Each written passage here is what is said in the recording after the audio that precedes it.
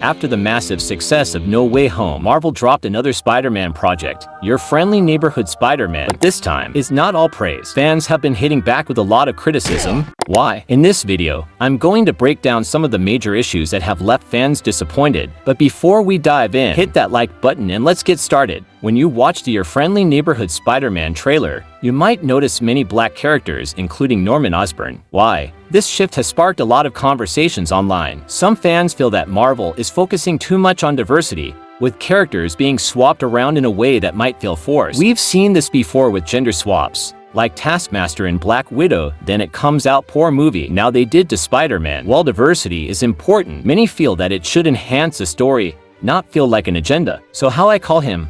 Green Goblin or Black Goblin? Okay, leave it. While it occasionally delivers impressive sequences, there are moments that feel lacking.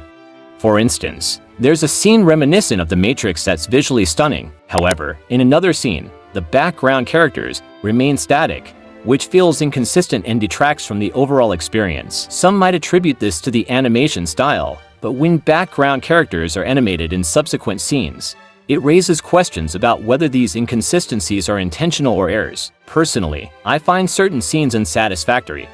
While some viewers may appreciate this art style, it's not universally well received, and I believe it could have been executed more effectively. Another major disappointment comes from the initial announcement of this series of Spider-Man freshman year, which promised to explore Tom Holland's Spider-Man in his early days. Fans were excited to see his journey continue and dive deeper into his past. But then, Marvel threw a huge twist.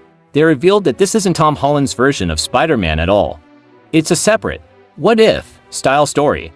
This move left many fans feeling let down, as they were hoping for a deeper connection to the current MCU Spider-Man rather than a completely different take on the character. Everyone knows Spider-Man's origin story by now, and it feels like the series retreads the same ground in the first few episodes. How many times do we need to see the same story rehashed? It's repetitive and uninspired. Then there's the train sequence and mirror scene. Sure, they're nostalgic nods to past Spider-Man moments, but they lack originality.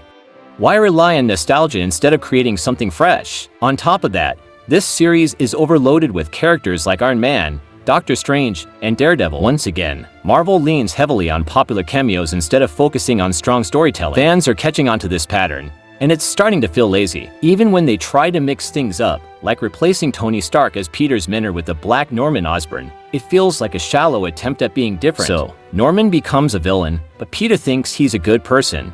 Is that really the core of the story? If so, it feels predictable and uninspired. Marvel seems to forget they have a mature audience alongside younger viewers. Instead of delivering deeper, more engaging stories, they keep churning out kid-friendly shows with surface-level plots. Meanwhile, DC is stepping up with bold, creator-driven content that feels fresh and impactful. Compared to that, this series just feels like more of the same Marvel formula, and honestly, it's garbage.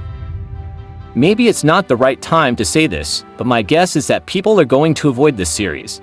It just doesn't feel like it's going to click with the audience. That said, I'll still watch it, not because I'm excited, but because I need content to talk about. What about you? Are you planning to watch this series? Or is this one you'll skip entirely?